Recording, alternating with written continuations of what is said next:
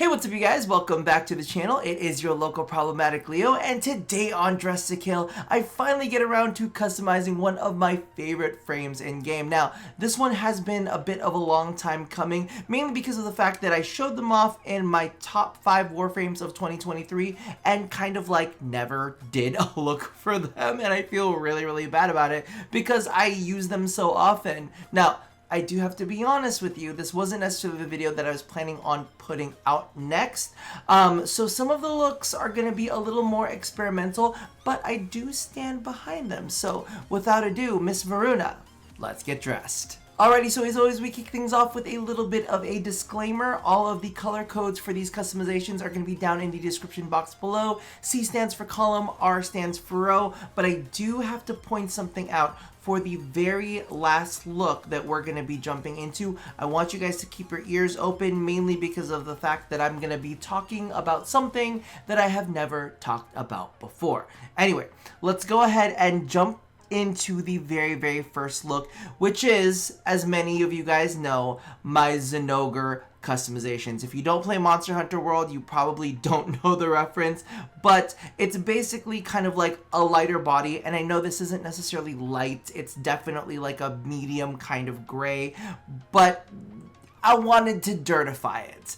As you can see, per usual, we have one of my favorites ephemeras on there, which is a Sapphire. We're going to drop that really quick so you get a better look at the actual skin itself. So as you can see, I wanted to do White Wolf, red energy color, but we did go ahead and flip around a couple things. Usually when I do the, what is it called? The, emissive color and then the energy color, I usually do them as two different things, mainly because of the fact that, you know, I want everything to be cohesive. But in this case, I don't know if it's Zinogre. I think it's Zinogre. I think because Zinogre has like electricity powers, but he also has like that redness in him, I wanted to go ahead and play with the emissive. And that's also an interesting thought for the rest of you guys' frames, is to go ahead and select the emissive as one thing and then the energy as another thing, so that way it kind of has this interesting contrast, especially when I'm doing something as vivid as a bright teal and a just punchy red. Now, there's not too much to say about this except for the fact that I do want to point out that I tried out different armors and some of them looked good, but in all reality, it didn't feel like Voruna. Like, I tried out the new cloth armor from Dante, and it looked really good, but it also didn't look like Voruna, and I kind of like the voraciousness of Voruna. The other thing that I do need to point out with Voruna's customization that you want to be aware of is the fact that she has no metallics in some cases. But that is something that you're going to have to work out when it comes down to the Syandana, mainly because of the fact that sometimes the Syandanas, especially the Officium, look great with a little bit of metallic added into them. Now, as you can see, I have gone with the Sapphire, mainly because of the fact that it kind of gives this like extra viciousness to the skin. And then Kirosigna, that's kind of like a given. So that is look number 1, and this is the one that I have been running around with this entire time. I will point out one thing for the emissives, I kept them both the same, just because when you introduce, I don't want to do it because I know it's going to mess it up. I feel like it's going to mess it up real bad. I don't remember if it was emissive or if it was, like, I feel like when you introduce the red emissive into the, see, it kind of gives off a different vibe that I don't necessarily want to give off. You know what I mean? Oh, and it messes with the crown helm too. Yeah, I'm gonna click it and I'm gonna feel really bad because I don't want, like, okay, well, it doesn't look as crazy as I thought it was gonna. I thought it was gonna make this red. Hold on, we're doing this live, but you gotta really temper it because it kind of messes with that. So play around with the way that you guys, like, you know, mess with your emissives and, you mess with your energy colors when it comes to your attachments, because, you know, you want to make sure that you're giving the right effect. I don't even know if that's the right color that I selected. I think that's good. Yes. All right. So that is look number 1. Let's go ahead and jump into the second look. Now, there is a theme in this one. So this one is like red eyes in the darkness. You know how like in all of the movies you'll see like these little beady eyes pop up? Well, for this next one, I wanted to go with the white teeth. So this is a little bit more of an abstract look, and as you can see, I did go with the Kudzon ephemera. I usually don't like using that one because it's a little overwhelming on the skin, kind of like the bloodshed sigil, where you have so much blood on you that literally it's just hard to see the customization. But I felt like it went so well with the theme, and I do have to kind of explain the theme for you to be like, oh, okay, that makes more sense. I didn't have the end vine insignia because it's vines. It's gonna make sense in a second. So for this one, all right, this is how it looks without the Kudzon ephemera. Basically, the way that I wanted to picture this is, you know, when you see the teeth in the shadows and, you know, it's like lunging out at you, I was picturing it in like a forest, and like in the forest there's like flowers. It's like this like midnight kind of predator, like lurking in like a fairy tale forest. And so I was actually playing around with the different colors for all of the different heads, mainly because of the fact that I was like, do I want to make it more floral? Do I want to make it less floral? And let's play around with that real quick so that you guys can see what I'm talking about, because everything is very base. You can go ahead and change this very easily. I was originally go with something with a stronger red. So as you can see right there, that gives a little bit more of a pop, and it still fits within like the rose effect. Then I kind of said, oh, maybe it's too strong. I'm going to tone it all the way down. So I went down a notch from this color to kind of really, really wash it out. Then I was like, it's just too washed out. It just doesn't feel like it has enough So I did the middle ground. I went in between. But with this look, you can definitely kind of do a nice little pop of color, which isn't necessarily something I've done in the other looks. And this is something that I've shown off before whenever I've done customizations. If you don't know what to do and you've kind of got a good base, make everything really neutral, then just go down the classic palette. Just go straight down, and you will find some really, really cool tones in there that you can go ahead and play around with. But for me, I really wanted to go like fantasy forest, predator in the woods kind of look. Let's take a look at a couple of different ephemeras that I was also playing around with on here.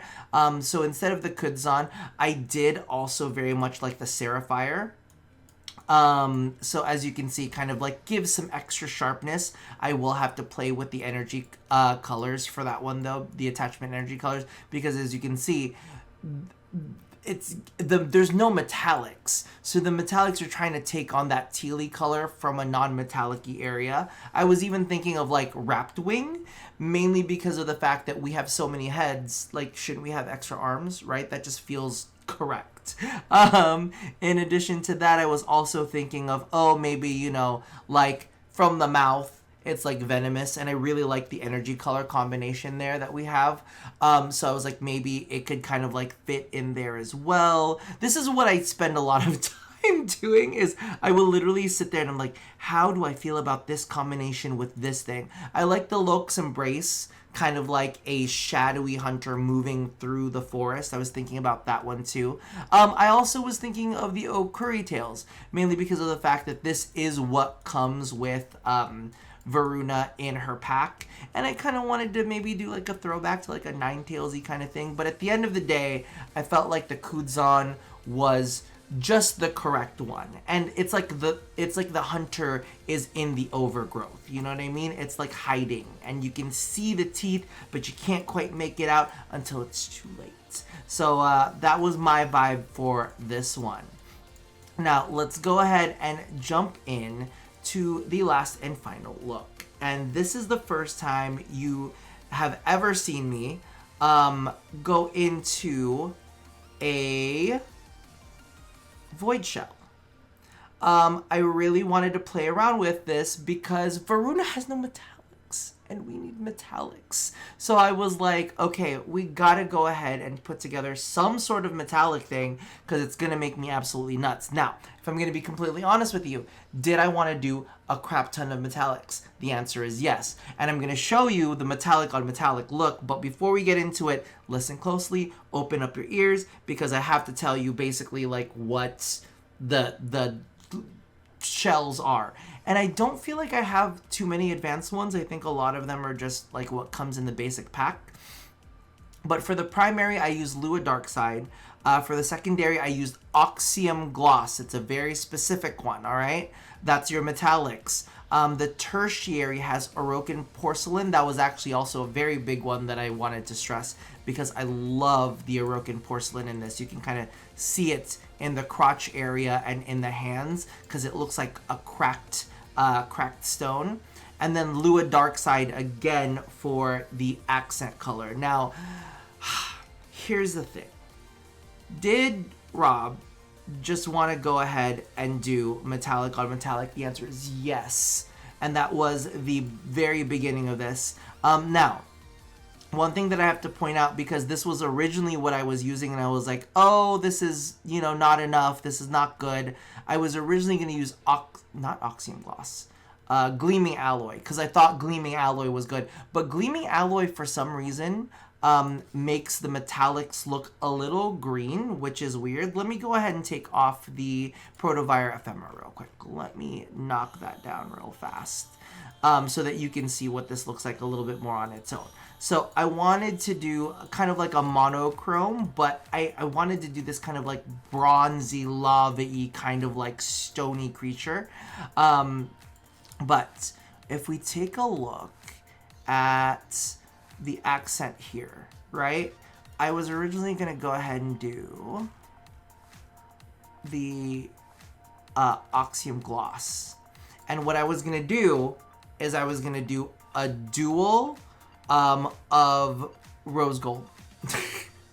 It was going to be rose gold, then like a different shade of rose gold. But as you can see right here, and okay, I'm going to change it to Oxium Gloss just for a minute because I got to take you through this. All right. Now, first of all, there is a difference between some of these alloys. Hold on, let's not go into color. You go Oxium Gloss. And then Gleaming Alloy, it's a little flatter. It doesn't have as much of a pop. You can actually use that to your advantage if you're going to go super metallic on one piece, and then this is slightly less metallic. But just do know that it has like a weird... It makes rose gold go a little like greeny gold. It's weird. I did not like that. So originally we were a Lua Darkside, but the other one that I really wanted to show off was Titanium Sheen. I wanted to use this as well because it's a really, really nice texture, but it's dark. It makes everything pull darker than it is. So I was actually thinking of maybe doing a Titanium Sheen with the rose gold and then having the rose gold be a different texture on something else. So it's like, you know, layers of monochrome.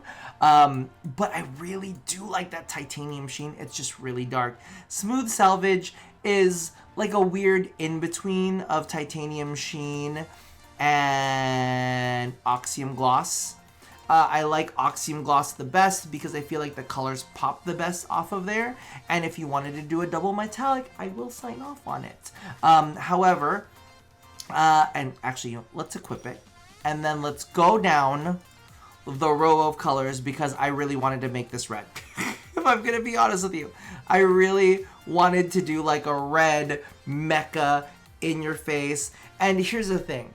The big difference for me with this, the Void Shell version, is the energy color and the way that it moves through the Warframe. So you could really push this to be mecha, do a couple different metals, have a couple core colors like we did here, and you could totally do that and it would look sick. I think that even like a blue, like a bright blue frame, I don't do it very often. I might even show you how it looks with, where is it called? Go into Gamma. We'll rate it in a little bit. But like, even like that, I think would be kind of dope right there. Ooh, it's looking kind of sexy like that. Remember that. That's the Gamma. That's the Gamma. That's the tealy one in the middle. You see it on your screen. I'm kind of really feeling that one too. and it's a very different look. But, you know, let's rein it in a little bit because, you know, Rob loves to rein in. You poop on everybody's parade and say, let's make this look more unified. But you know what I mean? Like, you could do a whole lot. Even that looks nice. Hold on. While we're here, let's look at C3R3.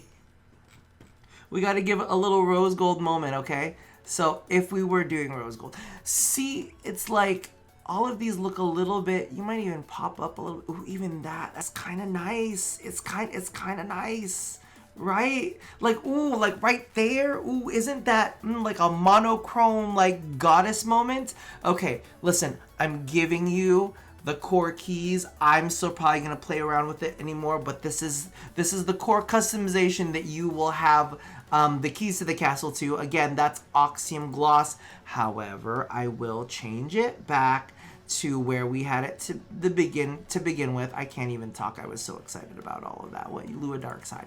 Lua Darkside, I think, is my favorite go-to texture, just because it's got some texture. It will show some light. It will show some dark, but it will never be too much. You know me. You don't do too much. Because if you did all of those metallics and then you tossed on like the Sapphire on top of it, that would just be so much metallics. But I'm kind of into it. The only thing that I will point out with these customizations, again, if you have a Sayandana, you need to make sure that you change the metallics accordingly, because here on the Void Shell, I've got my metallic on my secondary, right? And potentially on my accent. So you do have to kind of shift everything around a little bit. As you can see, I also put on the Frost Signa. That's on there and shit. But I'm going to go ahead and set it up because I did like because this is a very techie look. I did go ahead and do the Protovire. Now, one of the interesting things I did with the Protovire, I have to point this out because you're not going to be able to see on the screen. The energy color I actually used, because I feel like the Protovire is just a lot sometimes. I actually used a very, very subtle secondary color instead of the bright red emissive and energy color that you'll find there. And it's literally just that exact same shade that I use in accents, just so it's not so in your face. Anyway, let me know how you guys feel about my first dabbling into Void Shell. Should I do metallic on metallic? Should we just go all the way? Because I felt like that teal blue look really friggin' popped. Let me know your feelings on all of that. Should I do more Void Shell looks for other Warframes? How did you feel about what you saw today? Let me know down in the comments below. Also, let me know if there's any other types of videos that you want to see from me aside from Dress to Kills, because I did have a completely different video planned out, and then I started playing things. Anyway, I'm going to stop babbling and I'm going to let you guys go. So as always, thank you for tuning in, and love somebody, hurt nobody, touch your body. I'll see you guys next time. Bye-bye.